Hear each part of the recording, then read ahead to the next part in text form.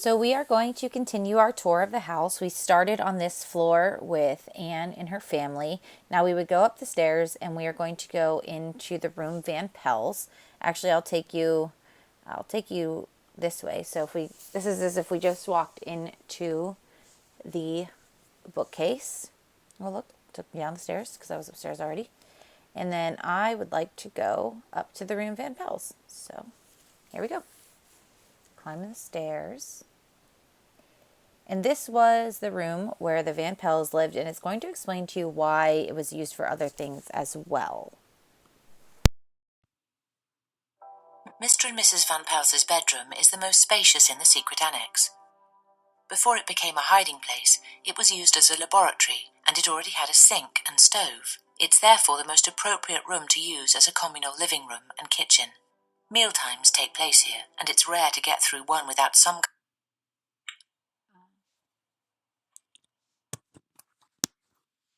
So that video cut off, but it was going to say it was rare to get through a meal without some kind of argument, because if you think about it, they've been living together for a very long time in very close quarters, and it was just very hard for everyone to kind of get along all the time, especially they were under a lot of stress. They were worried about getting caught.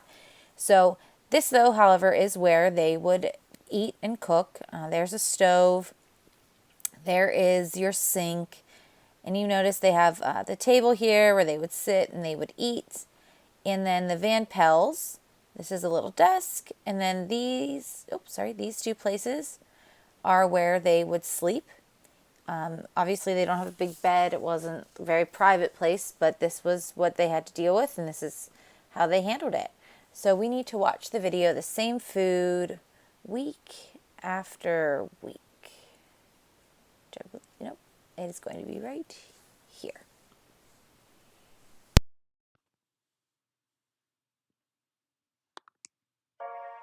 Initially, meals in the secret annex are pretty good and varied.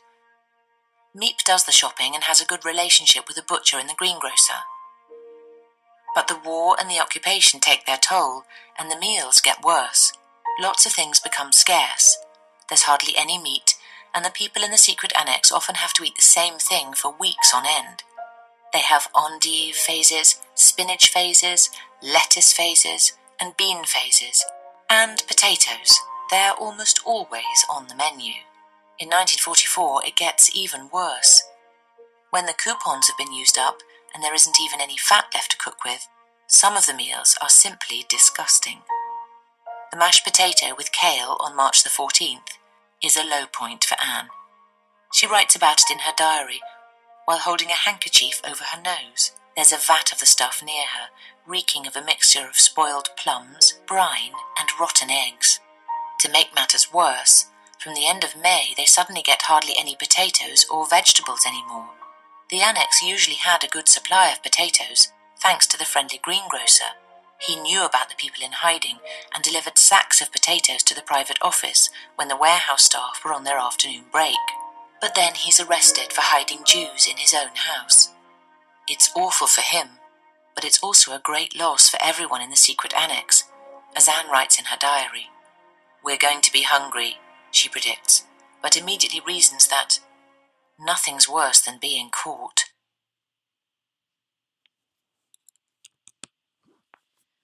So as we keep watching, I hope that you're noticing that not only did they weren't allowed to go outside, they weren't allowed to have fresh air, they weren't allowed to do much, but they also had to deal with all these other struggles like food, because they weren't supposed to be there, so they had to, find food for them any way they can. And oftentimes it was through people like the greengrocer who was friendly and who would help them. However, he got caught eventually hiding Jews in his house, and so that led to more problems for them as well. And lastly, we're going to listen to a group lunch.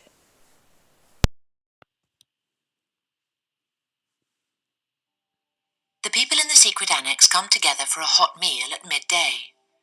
In her diary entry for August the 9th, 1943, Anne describes this daily event. At that stage of the war, people still had a variety of foods available, and enough of it. Mr. Van Pels is served first. He talks a lot and never fails to give his opinion. He doesn't like to be contradicted. Anne does so once and gets a severe telling off. She finds him condescending. Anne Anne rarely approves of anything Mrs. Van Pels does. She's always stirring up trouble. She also fishes all the tastiest morsels out of the food, from the smallest potatoes to the most tender bits of meat. Margot eats like a quiet little mouse, according to Anne. She only ever has a little fruit and vegetables. Peter is quiet too, but unlike Margot, he eats a lot. Even after a substantial meal, he claims he could have eaten twice as much. Her mother eats well and talks a lot. Anne's father is the most humble person at the table. He always checks first whether the others have been served. Anne describes herself succinctly as the secret annex's bundle of nerves. Fritz Pfeffer eats more than anyone. He consumes huge portions, and no isn't in his vocabulary, according to Anne. Sometimes Bep joins them from the office. She comes from a large family where there isn't always enough to eat. She clears her plate and isn't picky. Anne finds her cheerful, good-natured, easygoing, and kind.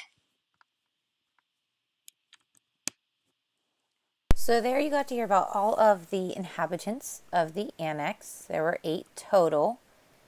And we are now going to check out Peter's room. So if we go through here, we're going to go, actually I think through here. Yes, if I go through here, this is Peter's room. Now Peter's room wasn't really a room. It was more of a hallway with the stairs in it. But he was the only one who had a private room. Peter's room is no more than a landing on the way to the attic. He's done his best to make it as cheerful as possible. Anne gave him the pictures of movie stars. He fashioned the lamp out of cardboard and scrounged a piece of fabric from his mother to hang in front of the cupboard. Anne loves visiting him here, and she has to put up with lots of remarks and jokes because of it.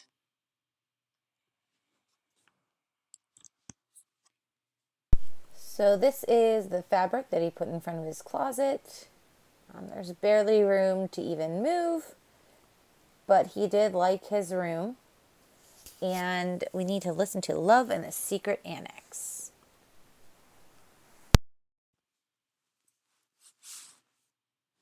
When 15-year-old Peter Van Pels arrives at the secret annex, Anne sees nothing in him. He's an oaf, and I don't expect much of him, she confides to her diary. And having observed him for a week, she doesn't change her mind. On the contrary, he's an obnoxious boy who lies around on his bed all day, only rousing himself to do a little carpentry work before returning to his nap. What a dope. It takes a month or two for Anne to admit that he can be funny too. Like Anne, he enjoys dressing up. They have a lot of fun dressing up and performing for the adults. He wears a dress, and she dresses like a man. He's no longer the dope she initially thought he was. After a year and a half, Anne suddenly makes her interest in him very clear. Peter is overcome with shyness. Anne admits to her diary how this came about. My longing for someone to talk to has become so unbearable that I somehow took it into my head to select Peter for this role. Anne is looking for an opportunity to be alone with him. When Peter is busy doing a crossword in his room, she goes and sits with him to help. There's something about him she finds touching. I could read his innermost thoughts, and in his face I saw a look of helplessness and uncertainty as to how to behave. And at the same time a flicker of awareness of his masculinity. I saw his shyness and I melted. I wanted to say, "Tell me about yourself." It doesn't happen overnight, but Anne manages to get Peter talking. He turns out to share Anne's need to have someone to open up to. Anne visits him more often in his little room. On March the 19th, 1944, she writes blissfully about the previous evening's visit. He was standing on the left side of the open window, so I went over to the right side. It's much easier to talk next to an open window in semi-darkness than in broad daylight, and I think Peter felt the same way. We told each other so much, so very much, that I can't repeat it all. But it felt good. It was the most wonderful evening I've ever had in the annex. I'll give you a brief description of the various subjects we touched on. First, we talked about the quarrels and how I see them in a very different light these days, and then about how we've become alienated from our parents. I told Peter about Mother and Father and Margot and myself. At one point he asked, "You always give each other a good night kiss, don't you?" "One, dozens of them. You don't, do you?" "No, I've never really kissed anyone." "Not even on your birthday?" "Yeah, on my birthday I have." Anne visits Peter so often that the adults start to notice and tease her. Anne and Peter do their best to ignore them. Their conversations take on a greater intimacy. Anne increasingly can't get Peter out of her mind. She's in love. She isn't sure he feels the same way, but sitting on his bed one day, those doubts are cleared up. She finally gets that first kiss, the one she has been longing for. More kisses follow the first. Anne loves it, but can't help feeling hesitant. It feels so illicit. Her parents have no idea, and shouldn't they be talking a bit more, rather than just lying in each other's arms? Anne confides in her father. He is casual about it, but asks Anne to be careful. The next day, though, he speaks to Anne again. He thinks Anne should visit Peter a little less often, but Anne doesn't abide by his request, because that would show she doesn't trust Peter. Otto Frank isn't happy about it at all. He doesn't want any of this smooching. The issue is resolved when Anne loses interest in Peter. Now that she has really got to know him, he's turned out to be a bit of a letdown after all. She's disappointed in his weak character. He isn't the boyfriend she had imagined he was. And she can't really tell him how she feels.